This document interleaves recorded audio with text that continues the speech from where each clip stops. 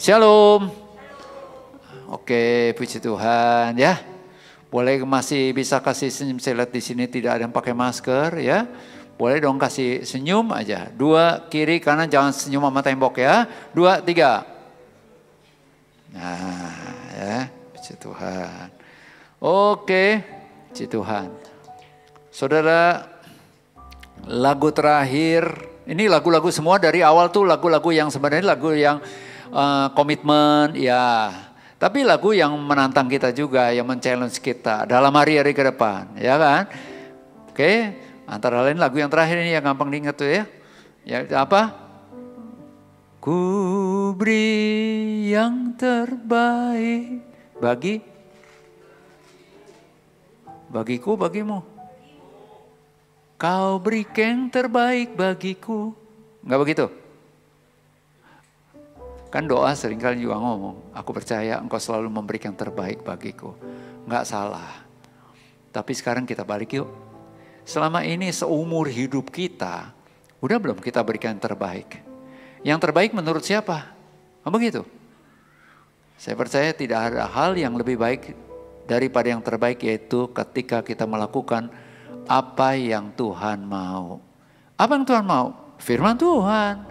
Maka itu baca Alkitab setiap minggu. Mantap. Colek sebelahnya. Lu tambah pinter lu. 2, 3 katakan. Dari dulu juga dari sananya udah pinter. Amin. Siapa di sini yakin dirinya pinter? Oh, hanya berapa? Hanya 3.000 orang. Yang 4.000 orang, 7.000 orang ini enggak pinter kah? Wah, luar biasa ya. Yuk sama-sama kita akan sampaikan, saudara, siap untuk kita memberikan terbaik untuk Tuhan, yaitu apa yang Tuhan mau. Nah, apa sih yang Tuhan mau dalam hari hidup kita? Nah, saudara, ini ada satu tema yang saya harus sampaikan kepada saudara, kepada saya juga, buat saya juga. Satu tema yang namanya be a peacemaker. Ya, yaitu pembawa damai. Katakan 2, 3. Selama ini kita pembawa damai atau pembawa perang? Halo? Peacemaker atau troublemaker? Lihat kiri atau kanannya, kasih senyum aja lagi. 2, 3. Dalam senyummu tuh penuh arti. Ya, jangan menuduh bahwa dia itu selalu bikin masalah. Enggak kok. Di sini wajah-wajah yang selalu menyelesaikan masalah. Setuju? Menyelesaikan tanpa masalah. Oke, saudara. Yaitu peacemaker. Peacemaker. Pembawa damai. Kamus bahasa Indonesia katakan tuh namanya damai. Itu tidak ada perang. Damai. Dan juga tidak rusuh, damai. Tapi juga ada pengertian yang namanya damai itu aman. Katakan 2, 3, aman. Tenang, 2, 3, tenang. Siapa yang sungguh aman dan tenang, nyaman di keluarganya? Angkat tangan tinggi-tinggi. Oh, banyak yang gak aman. Pertanyaannya hanya ada 2 nih. Kita nggak aman karena ada anggota keluarga kita yang bikin kita nggak aman, atau kita sendiri yang bikin nggak aman. Setuju? Ya, saudara. Yuk sama-sama kita akan lihat tentang pembawa damai. Kenapa kita harus jadi orang Kristen, pengikut Kristus yang membawa damai? Jangan bawa ribut, jangan bawa konflik. Tapi kalau ada konflik, kalau ada keributan, justru kita harus tampil sebagai pembawa damai. Katakan pembawa damai. Oke. Mengapa ini penting? Ada 3 alasan paling tidak yang saya temukan dari kebenaran firman Tuhan. Yang pertama, ternyata ini dia. Berbahagialah orang, saudara dan saya, yang membawa damai. karena mereka akan disebut anak-anak Allah.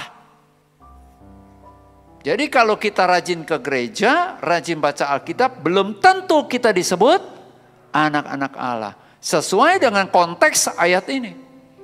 Ternyata orang-orang yang disebut anak-anak Allah adalah orang-orang yang membawa damai. Ujian yang terbesar atau yang sudah pasti yaitu dimulai dari keluarga. Suami, istri, orang tua, anak. Apakah keberadaan kita di keluarga kita membawa damai, membawa aman, membawa ketenangan, atau justru jadi ribut? Oke? Nah, saudara, itu suami istri ini menurut saya wajar kalau ada konflik karena beda pendapat. Kenapa beda pendapat? Beda sudut pandang. Kenapa beda sudut pandang? Karena beda pola asuh. Pola didik juga berbeda. Sekalipun universitasnya sama, tapi cara pandangnya juga beda. Setuju gak sih? Nah, grade dari konflik itu juga macam-macam. Ada yang konflik kecil, konflik sedang, konflik besar. Kan begitu. Ya. Tapi tetap judulnya adalah konflik. Beda pendapat aja, argumen nih sederhana, itu juga ada konflik. Ya, tapi saya percaya di sini kita semuanya tidak mau kita hidup dalam konflik terus. Capek. Oke? Dan mulai dari siapa? Jangan tunggu orang lain, tapi dimulai dari kita. Nah, saya khotbah gini ini enak nih. Tapi ini sementara saya sampaikan kepada saudara, ini juga buat saya. Ya, dalam hari-hari ke depan. Nah, sekarang kita akan lihat yuk ayatnya. Berbahagialah orang yang membawa damai karena mereka akan disebut anak-anak Allah. Berbahagia saudara. Kata berbahagia ini dalam bahasa Inggrisnya itu apa? Blessed, diberkati. Jadi kalau saudara dan saya, kehadiran kita tuh membawa damai, itu kita adalah orang-orang yang diberkati.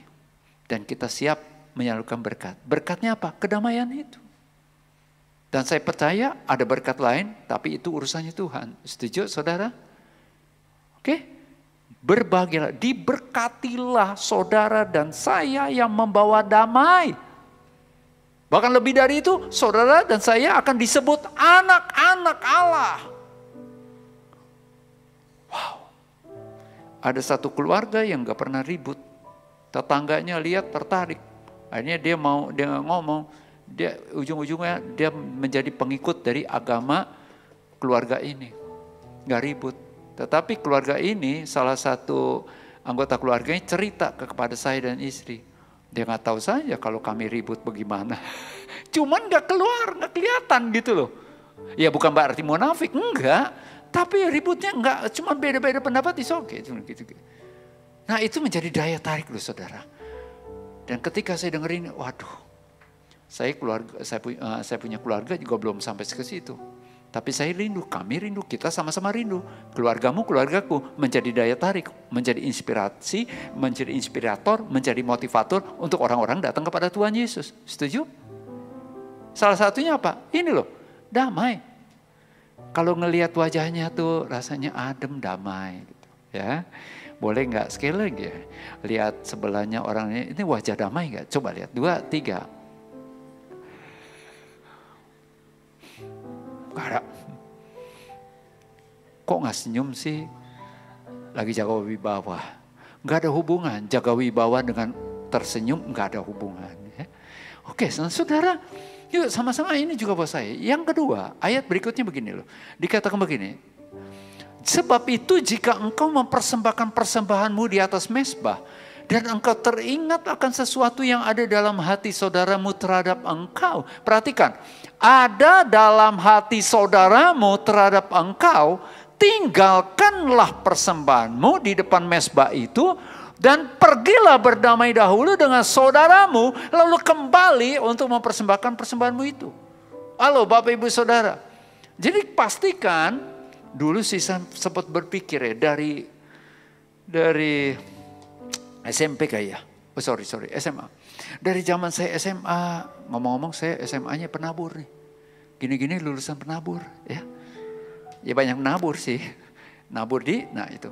Saudara, penabur saya lihat setiap kali ke gereja ibadah, setiap pulang ribut. Ada aja ribut di rumah kah? Masih ada papi saya, ada mami. Kok jadi begini? Ibadah bukan jadi ngalami sejahtera, jadi ribut. Dan pernah sih terbesit, ya kan? Udah berkeluarga seperti ini, setelah ibadah, ngomong santai, tapi lama-kelamaan jadi panas. Loh, ini kita habis ibadah nih, kok jadi ribut? Gitu. Ini saya. Tapi saudara gak pernah ya ngalamin begitu? Pernah gak sih? Halo? Pernah gak? Pulang ibadah jadi ribut. Ini makan di mall. Cuman soal nanya menu aja bisa ribut. Yang satu nasi goreng, yang satu bikin goreng. Yang satu kue tiaw goreng. Enggak, ini enak loh sebagainya. Ya saudara. Apa dicampur aja? 3 rasa. Nasi, kue tiaw, bikin goreng. Kan begitu. Kenapa saya sebut itu? Nah, beberapa di antara saudara pasti tahu alasannya. Kenapa saya sebut menu makanan itu? Ya, oke, saudara. Jadi yuk sama-sama kita perhatikan. Ternyata Tuhan inginkan atau Tuhan panggil saudara dan saya menjadi pembawa damai.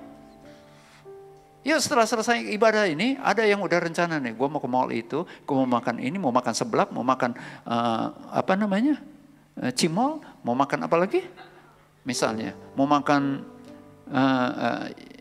bakso, mau makan siomay, dan kawan-kawan, dan sebagainya. Ketika di mobil tanya, mau makan apa? Terserah. Mau makan apa? Terserah. Mau makan apa? Terserah. Ini yang bawa kendaraan terus jalan nih. Ini pengalaman saya sih, kalau saudara sih saya lihat nih orangnya lurus-lurus saja akur. Ini gara-gara menu makanan bisa ribut tuh. Betul gak sih? Ini mau kemana? Sampai saya tanya, apalagi naik motor. Ya naik mobil agak repot. Naik mobil bawa kendaraan, ini mau kemana? Terserah. Ini satu, saya kan anak saya 1, istri saya juga 1. Sampai Tuhan datang jemput kami. Ini cuma bertiga loh, bertiga. Tapi nentuin makanannya aja susah banget. Saya teringat almarhum Ibu Pendeta Trivena. Kalau bingung, lebih baik kita tunggu, cari pohon, kita duduk di bawah pohon. Saya bilang, benar juga. Renungin, dapat wangsit dah. Ketemu enggak, ketiban aja sama dahan. Halo, itu aja bisa ribut. Ini mau kemana? Mau belok kanan, belok kiri, ini kan begitu. Mau makan di mana dan sebagainya. Untuk tentuin tempatnya susah, tentukan menu juga susah. Ayo, ujung-ujung ayo kemana? Ke food court. Kenapa? Macam. Kita ke food court aja deh. Itu serba ada. Lu mau pilih apa? Kue tiaw sebelah sana. Nasi goreng sana, gado-gado sana. Ini kan? Macam-macam lah. Udah. Ke food court. Kalau itu ada. Ya kan? Oke. Ini kayaknya saudara waktu saya jelaskan begini, saudara udah punya bidikan 1 nih. Menu 1. Oke. Haleluya. Oke, nah saudara, kembali lagi bicara tentang, yuk sama-sama. Nah, Alkitab katakan, kalau kita lagi ada konflik atau kita rasanya tenang-tenang aja nih. Tapi tahu gak sih, gara-gara omonganku, orang jadi kepahitan. Ini gara-gara WA nih, salah kata, itu orang jadi kesal sama kita. Nah, Alkitab katakan, kalau kamu teringat, kamu tahu bahwa orang itu lagi kesal sama kamu. Sedangkan kamu, kita nih enak-enakan aja. Kita mau ibadah, stop. Jangan ibadah dulu, jangan masuk dulu. Istilahnya. Beresin dulu. Itu kan Alkitab bilang, betul? Ayat 23-20. Bukan soal, aduh aku kepahitan, lepaskan pengampunan. Betul. Itu gak salah. Tetapi jangan lupa, ada pemberesan juga. Kalau kita tahu nih, Roh Kudus ingatkan, kata-katamu itu telah melukai hati dia. Telah melukai batinnya dia loh. Dia jadi kesal dan sebagainya. Stop, hampiri. Alkitab bilang gitu, ngajarin. Ya seperti tadi saya sudah sampaikan. Ketika saya mau pelayanan begini, pastikan saya udah beres nih. Kalau belum beres, saya harus bereskan. Dengan istri saya, dengan anak saya, seperti itu. Contoh tadi malam ada hal yang saya sempat marah, tapi ketika marah saya harus jaga kontrol mulut saya. Kenapa? Roh Kudus ingetin. Besok khotbah loh. Bersyukurlah dengan jadwal khotbah. Jadi ada. Cuman kan masalahnya saya nggak khotbah tiap hari. Haleluya, bebas dari pengkhotbah, tanggalkan jubah pengkhotbah. Selanjutnya pendekar. No, justru kita harus belajar terus nih. Jadi pembawa damai. Colek sebelahnya, jadi pembawa damai. 2, 3. Ya, bukan jadi pembawa kompor. You know kompor? Kompor.com? Emang begitu. Iya tuh dia memang begitu. Lihat lo. Tuh lihat papi lo. Tuh lihat mami lo. Tuh lihat bla bla bla bla bla bla. Halo. Yuk kita lihat. Ayat 3. Ya ayat berikutnya. Itu begini. Jawab Yesus kepadanya, kasihilah Tuhan Allahmu dengan segenap hatimu dan dengan segenap jiwamu dan dengan segenap akal budimu. Itulah hukum yang terutama dan yang pertama, dan hukum yang kedua yang sama dengan itu ialah kasihilah sesamamu manusia. Halo, saudara punya ada orang di keluargamu? Ada? Itu sesama manusia kah? Termasuk ini ya. Seperti dirimu sendiri, kasihilah sesamamu manusia seperti dirimu sendiri. Artinya begini, mana lebih dulu? Mengasihi sesama atau mengasihi diri sendiri? Pada kedua hukum inilah tergantung seluruh hukum Taurat dan kitab para nabi. Jadi gini, kalau saudara dan saya mau mencari pelaku firman Tuhan hukum Taurat, sederhana, satu kata yang namanya apa? Kasih. Mempersiapkan khotbah ini, saya sengaja melakukan sebuah wawancara kepada salah seorang di antara saudara. Ya, dia dituakan di keluarga besarnya. Kenapa dituakan? Yang ke satu, memang dia tua. Yang kedua, memang dia yang paling senior. Kenapa? Yang selevelnya beliau itu sudah almarhum, sudah meninggal. Jadi cuma dia. Nah, tapi sejak masih ada saat itu, karena beliau ini sebagai anak bungsu, seringkali beliau ini dituntut untuk lakukan ini dan sebagainya, tanggung jawab dan sebagainya oleh kakak-kakaknya. Tetapi luar biasa sampai detik ini, dia punya keponakan punya anak, jadi apa namanya, cucu keponakannya, ya seperti itu.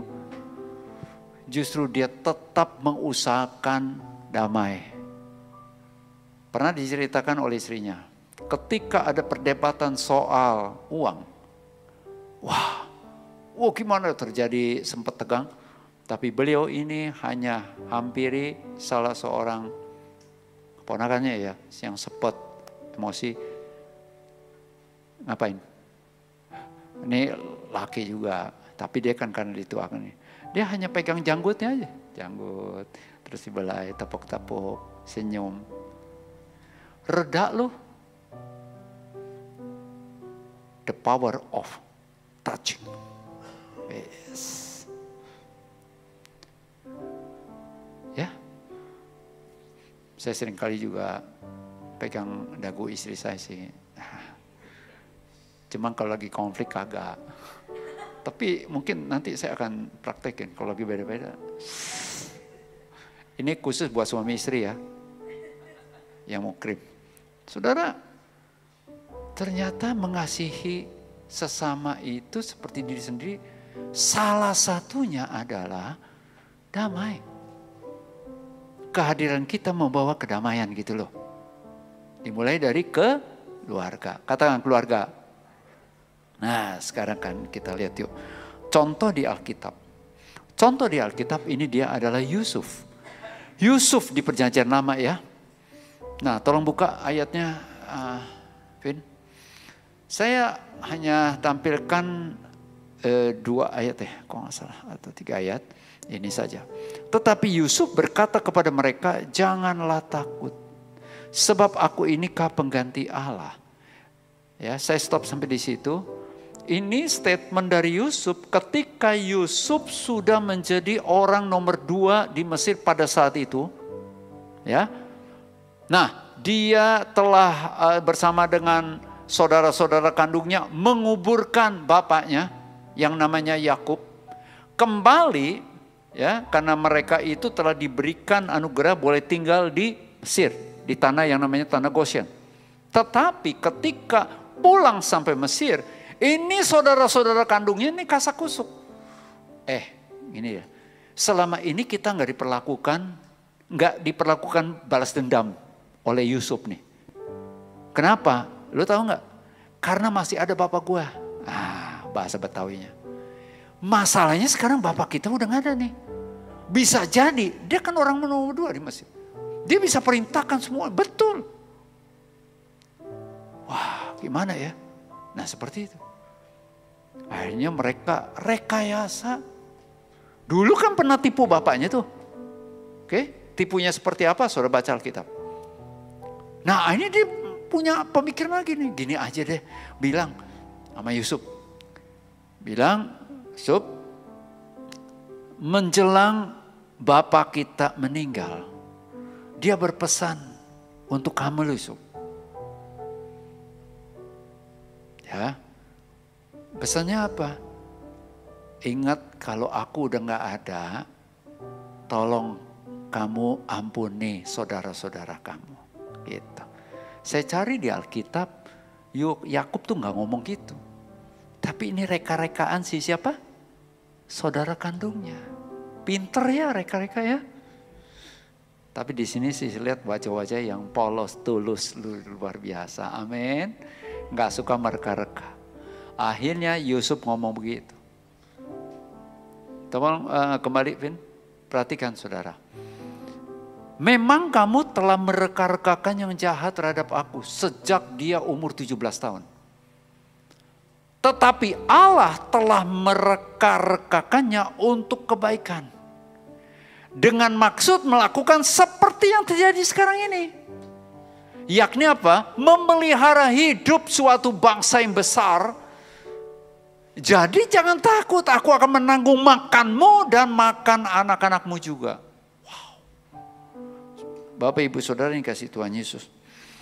Ini Yusuf loh, seorang Yusuf. Saudara tolong perhatikan ya. Perjalanan kehidupan Yusuf itu dari umur 17 tahun. Sampai akhirnya terrealisasi yang namanya dia 11 bintang itu tunduk sujud. Termasuk bulan matahari itu mimpinya dia. Termasuk berkas-berkas dari saudara-saudaranya tunduk kepada berkas gandumnya si Yusuf. Baru tergenapi 13 tahun setelah itu. Proses Yusuf diproses. Sebelum dia mengalami penggenapan dari janji Tuhan. Proses. Tapi luar biasanya seorang Yusuf. Ya. Dia hadir di tengah-tengah saudara-saudaranya yang saat itu dia bisa melakukan tindakan balas dendam. Tapi dia nggak melakukan, justru dia mendatangkan damai sejahtera. Ketenangan. Katakan ketenangan. Katakan 2, 3 ketenangan. Pola pikir Yusuf itu sangat menentukan respons Yusuf. Setuju? Dari kalimat tadi loh. Kamu mereka-rekakan yang jahat, tetapi Allah mereka-rekakan yang baik. Dengan tujuan supaya engkau terpelihara seperti ini. Jangan takut, aku akan pelihara kamu semuanya. Gitu. Wow. Nah dari peristiwa ini, saya temukan ya saudara, saya temukan ada beberapa nilai kehidupan, nilai kebaikan yang Yusuf hidupi. Kalau tadi saya sampaikan tentang Abram dan Lot. Nah ini Yusuf. Nah saudara, apa nilai-nilainya? Dan saya sangat kagum kembali lagi, tadi yang saya wawancara seseorang, saya tanya, iya apa alasannya? Saya panggil kakak. Kakak itu lakukan seperti itu. Kan sudah dituntut oleh saudara kandung dan sebagainya. Apa alasan sampai detik ini? Tetap care, tetap peduli terhadap keluarga besarnya. Jawabannya satu. Karena mengasihi. Karena kasih. Wujud kasih salah satunya adalah membawa damai. Itu loh saudara. Saya ketika dengar kesaksian seperti itu, aduh. Nih saya sangat-sangat sangat menohok saya, menegur, dan saya harus belajar meneladani, mengikuti. Oke? Nah, saudara, tolong perhatikan nilai-nilai apa yang dimiliki oleh Yusuf sehingga dia bisa melakukan atau membawa damai. Yang pertama, nama baik lebih berharga daripada kekayaan. Yusuf itu kaya raya, saudara. Betul. Tetapi dia lebih mementingkan apa? Nama baik. Nama baik apa? Nama baik keluarga, tapi juga nama baik Tuhan. Ingat ketika dia dicoba oleh istri Potifar, dia selalu katakan bahwa aku gak bisa melakukan kejahatan ini di hadapan Allahku. Dia betul-betul menjaga nama baik Allahnya. Yuk Bapak Ibu Saudara, teman-teman, jaga nama baik Tuhanmu, Tuhanku. Boleh kata kalau Korsa ini, jaga nama baik apa? Kristen. Kok orang Kristen begitu? Ya. Yang kedua, nilai yang kedua selain nama baik adalah hubungan baik. Bagi Yusuf, hubungan itu lebih penting daripada kepentingan pribadi. Halo? Dia care. Hubungan itu lebih penting, saudara. Setuju? Setuju. Yang ketiga, nilai ketiga. Yang pertama nama baik. Yang kedua hubungan yang baik. Yang ketiga adalah karakter yang baik. Lebih kuat, bicara lebih kuat daripada status. Ada statement katakan begini. Karisma bisa membuat seseorang sampai di puncak. Tetapi hanya karakter yang mempertahankan orang itu tetap berada di puncak. Ini puncak bukan bicara tentang jabatan aja. Tentang apa statement atau julukan atau sebutan kayak tadi. Itu lewat apa? Karakter. Contohnya apa? Itu yang tadi. Sebagai anak Allah, itu kan sesuatu yang luar biasa. Bukan karisma kita, tapi justru kita harus pertahankan identitas status kita sebagai anak-anak Allah dengan cara apa? Bawa damai. Katakan bawa damai. Oke ya? Nah, ini 3 nilai. Setiap orang kita rindu, mau. Baru aja tadi ribut. Atau kemarin juga ribut tuh. Atau gini dan sebagainya. Aduh gimana ya, susah. Yuk kita akan lihat kuncinya. 2 hal kuncinya ya. Bagaimana caranya? Silakan tolong Vin. Ini yang pertama adalah seorang pembawa damai. Dia harus mulai dahulukan dengan yang nama apa? Berdamai dengan Tuhan. Berdamai dengan Tuhan. Katakan berdamai dengan Tuhan. Oleh anugerah Tuhan sampai detik ini. Kalau saya ada konflik dengan siapapun termasuk dengan istri saya atau dengan anak saya. Saya diam. Saya introspeksi. Hubungan saya dengan Tuhan seperti apa selama ini? Halo? Doa saya, baca Alkitab saya sekalipun rutin, tapi seperti apa? Itu introspeksi diri saya kok. Hubungan pribadi dengan Tuhan. Sebelum kepada sesama, ke Tuhan dulu. Ini kan prinsip salib, setuju saudara? Ke Tuhan dulu. Maka dari itu Tuhan Yesus kutip perintah di hukum Taurat. Kasihilah Tuhan Allahmu. Kenapa gak dibalik? Kasihilah sesama manusia dulu. Enggak. Kasihi Tuhan dulu. Seberapa besar kita mengasihi Tuhan. Baru kita bisa mengasihi sesama. Paham saudara? Nah, ini yang buat saya juga saudara. Pertanyaan begini. Seberapa besar kita mengalami kasih Tuhan. Sadar gak sih saudara? Bahwa saudara dan saya begitu amat sangat dikasih Tuhan. Halo? Berapa banyak di antara kita yakin dirinya tuh dikasihi Tuhan, disayang Tuhan, dicintai Tuhan banget-banget, angkat tanganmu, boleh. Kasihnya berkurang? Kasihnya bertambah?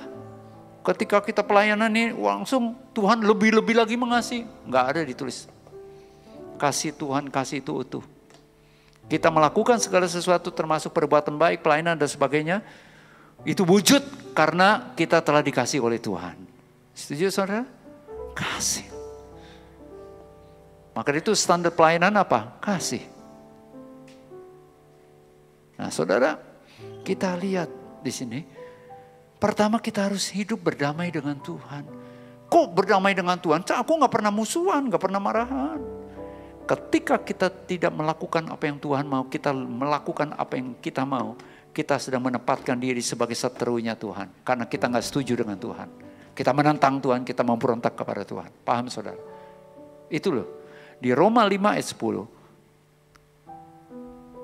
Kita telah diperdamaikan dengan Allah. Melalui apa? Oleh kematian Yesus Kristus.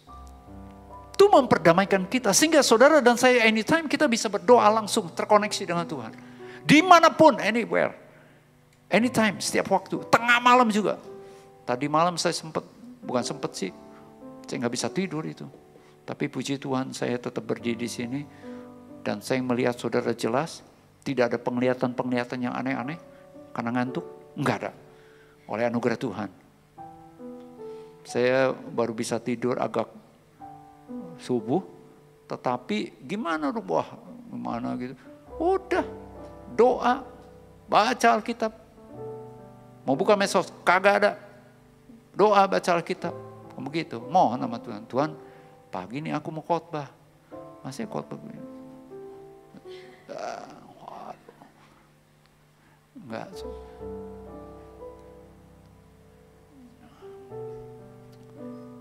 Kenapa bisa terkoneksi dengan Tuhan? Karena kematian Yesus Kristus di kayu salib menyelesaikan dosamu dan dosaku. Kenapa? Dosa itu penghalang sehingga kita nggak bisa menikmati Tuhan. Dosa sekecil apapun juga nggak bisa dikompromikan. Nggak ada bohong putih, bohong hitam. Nggak ada. Tuhan kita maha sempurna, setuju? Umatnya, pengikutnya harus jadi sempurna.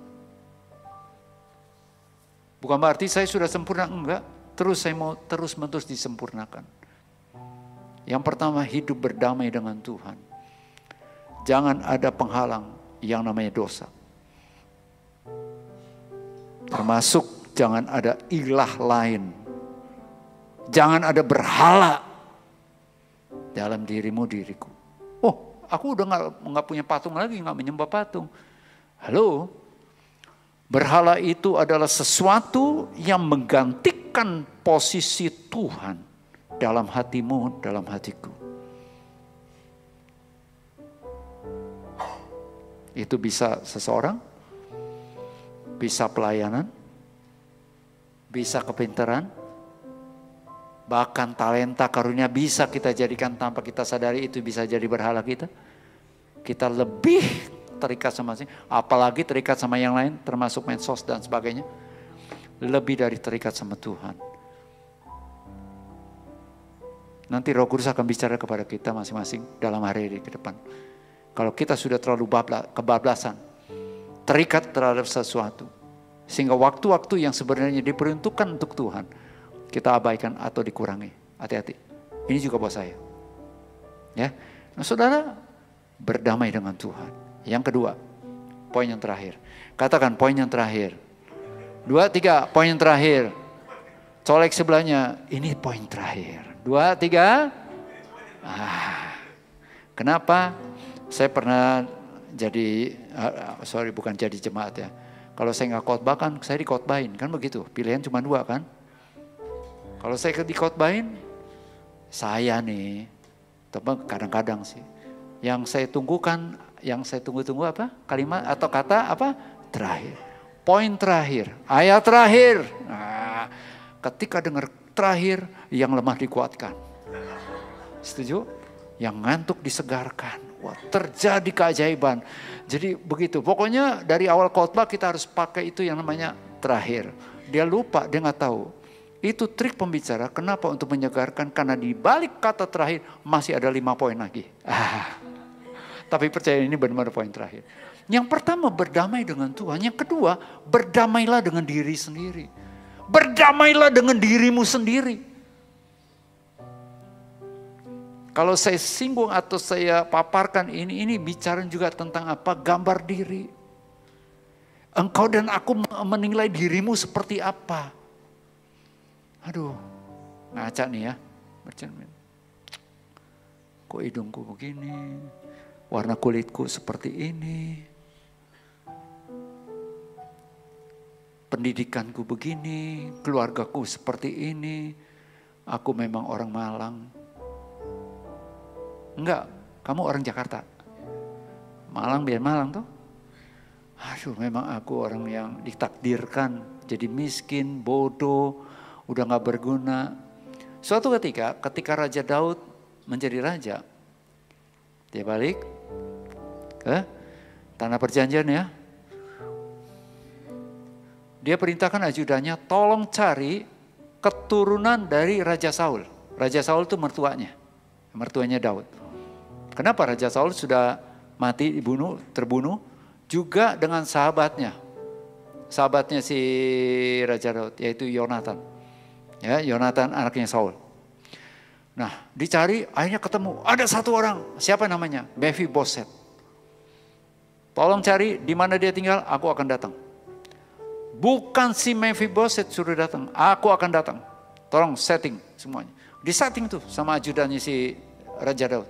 Setting, hanya ketemu. Nah, saudara, langsung Raja Daud bilang, Mephiboset, apa kabarnya? Wah, dia ngomong-ngomong. Terus Raja Daud katakan begini, pokoknya jangan khawatir, semuanya itu apa yang dulu-dulu kau miliki nenekmu. Alkitab katakan nenek, kalau kita kakek lah, yaitu Saul ya, itu akan dikembalikan kepada kamu. Tanah, rumah dan sebagainya dan sebagainya. Dan ingat, kamu akan makan sehidangan dengan aku. Wow, keren saudara. Saudara tahu kenapa Mephiboset? Mephiboset adalah salah seorang cucu dari Raja Saul yang timpang. Kenapa dia timpang? Karena pada saat kejadian peperangan begitu, inang pengasuhnya itu susternya lah ya. Susternya itu gendong si Mephiboset, terlepas jatuh. Saat itu lumpuh sampai besar pada saat dijumpai oleh Raja Daud. Tapi ketika Raja Daud katakan begini, jangan khawatir, itu akan semua aku kembalikan kepada kamu dan kamu akan makan sehidangan dengan aku. Itu kan bicara tentang apa? Pemulihan status toh.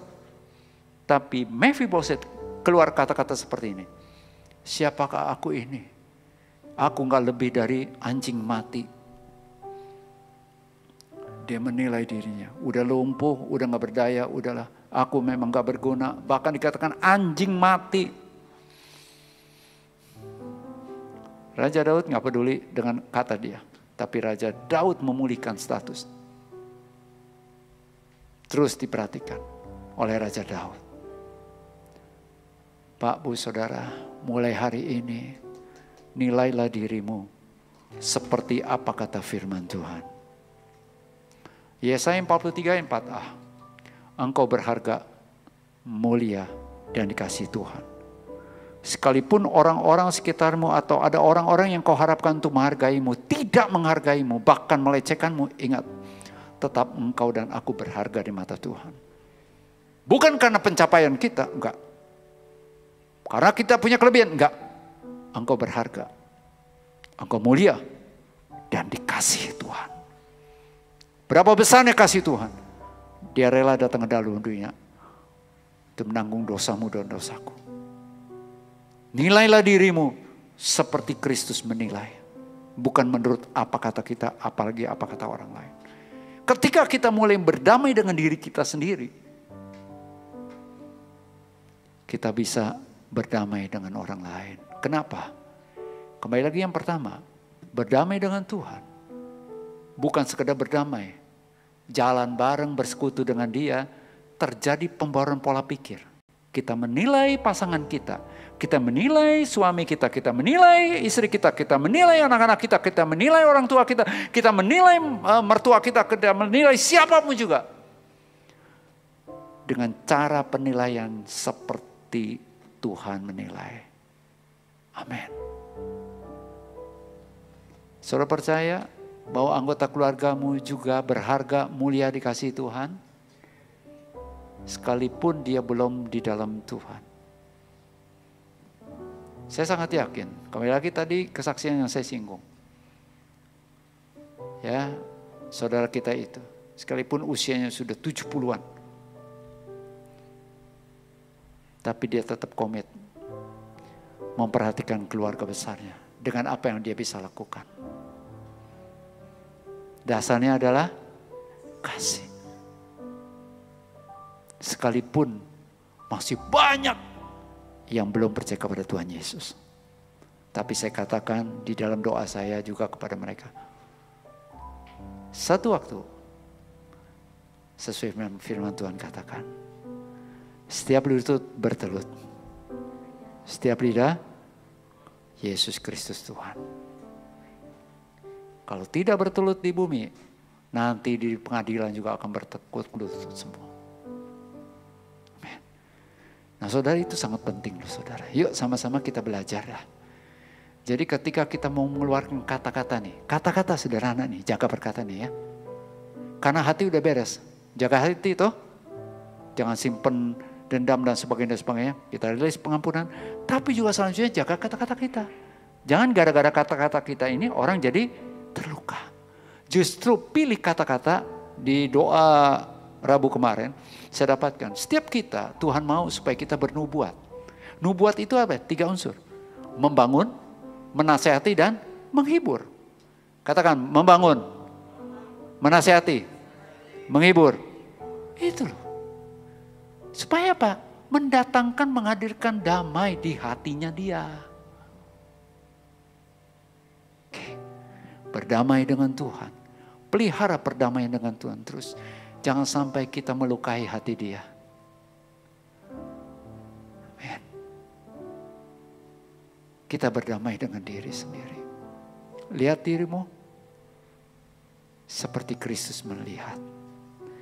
Akhirnya kita bisa melihat, menilai sesama kita seperti Kristus menilai. Saudara percaya Yesus Kristus mati di kayu salib juga buat mereka semua? Amin. Mari kita bangkit berdiri.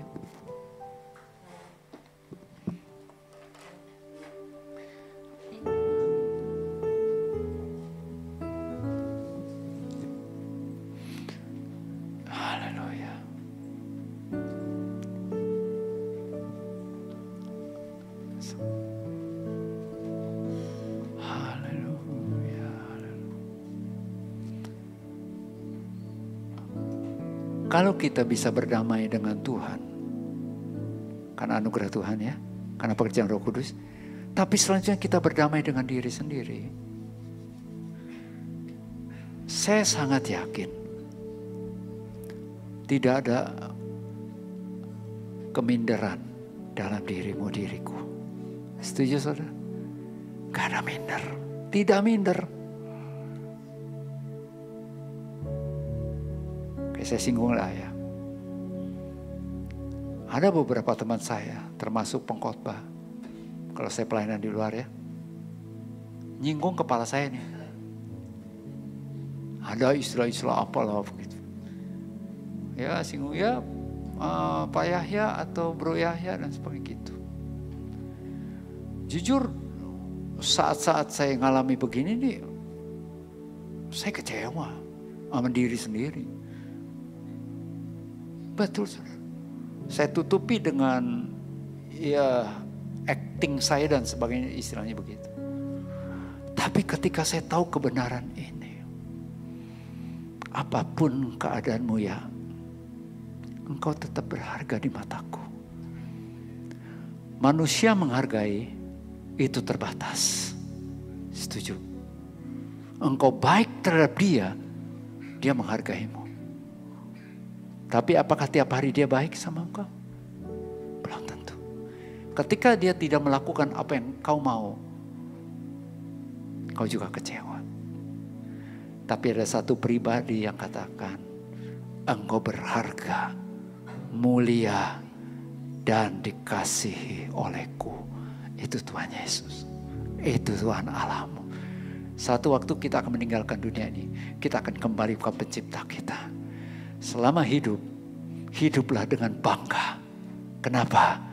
Karena engkau dan aku berharga, mulia, dan dikasihi Tuhan. Gak perlu lagi kita cari penghargaan dari orang lain. Setuju? Sia-sia. Alkitab katakan, gak usah cari lagi pujian yang sia-sia. Filipi pasal 2. Melainkan kita cari pujian, kejar pujian dari Tuhan. Ketika kita menjalani hari hidup ini, keadaan kita dengan segala keberadaan kita selalu menghadirkan damai. Kita naikkan pujian ini. Boleh saudara angkat kedua tanganmu bagi saudara yang sungguh-sungguh mengimani bahwa dirinya itu berharga banget di mata Tuhan.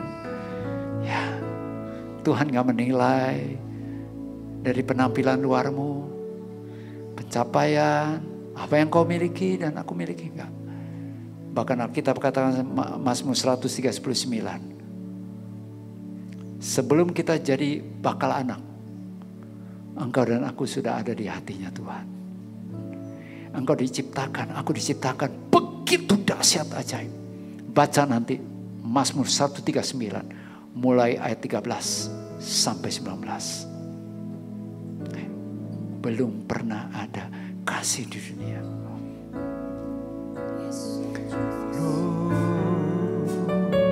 Katakan, belum pernah ada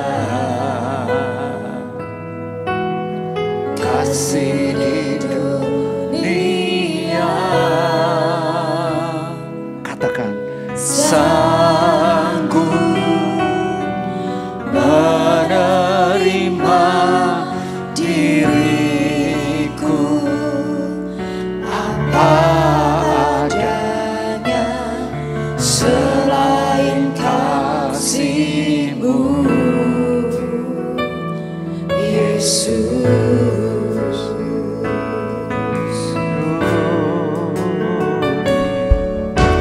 Sungguh tiada lagi kasih seperti ini, sanggup mengubahkan hidupku menjadi baru. Amen. Selain kasih-Mu, Yesus. Katakan dengan imanmu, ku kagumi dalam hati kasih-Mu tiada duanya. Sampai kini ku akui kasih-Mu tiada duanya. Saudara angkat satu tanganmu, taruh satu tangan lagi di dadamu masing-masing. Belum pernah ada. Thank you Lord Jesus. Thank you, thank you, thank you. Amen. Sanggup menerima diriku apa adanya selain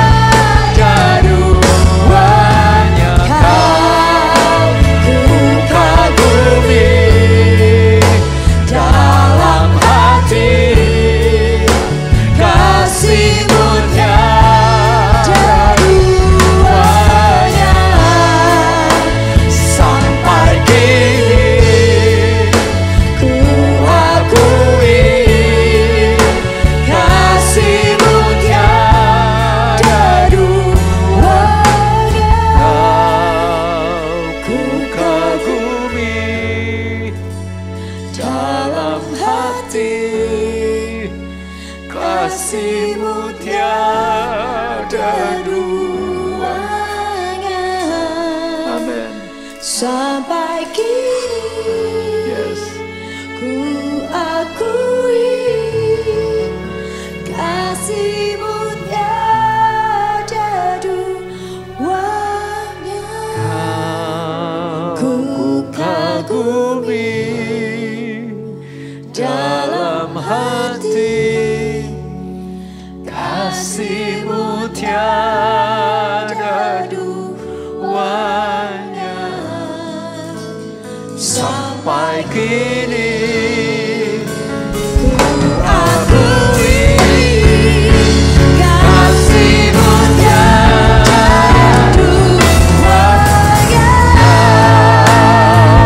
kagumi dalam hati, kasih-Mu tiada duanya.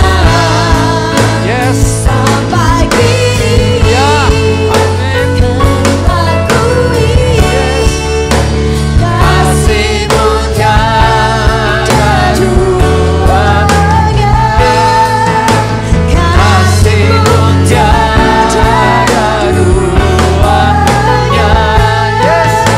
Kasih-Mu tiada duanya.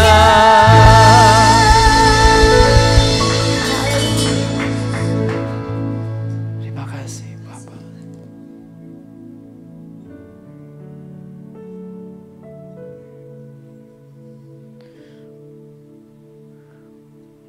Izinkan saya memberikan sebuah pesan menutup khotbah sebelum saya doa.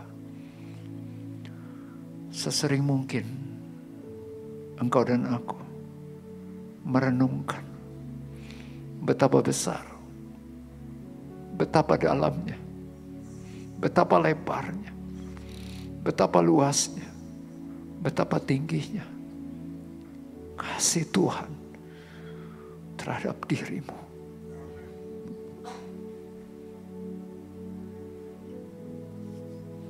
Dia menerima engkau dan aku apa adanya. Apa adanya. Mengapa kita nggak bisa menerima seseorang apa adanya? Bukan berarti kita kompromi dengan dosanya atau kesalahannya. Kita tahu bagian kita adalah menerima sebagaimana engkau dan aku pun juga diterima Tuhan.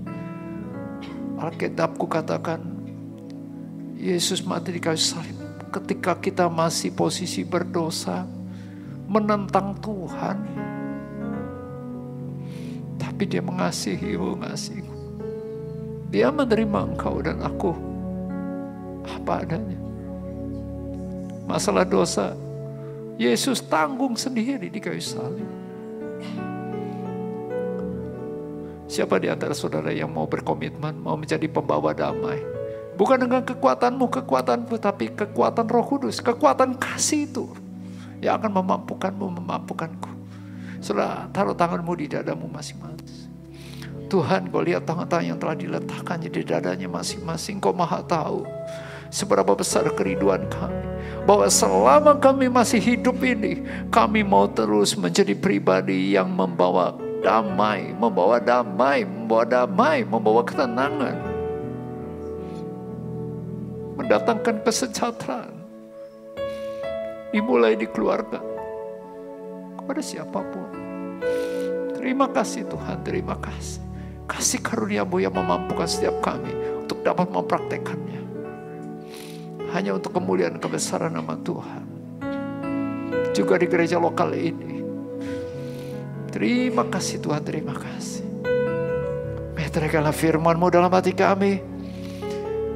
Roh Kudus menaruh dalam akal budi kami. Terima kasih Bapa. Dalam nama Tuhan Yesus kami berdoa mengucap syukur. Sama-sama kita katakan. Amin. Sebelum duduk, kasih tahu sama sebelahnya. Be a peacemaker. 2, 3. Be peacemaker.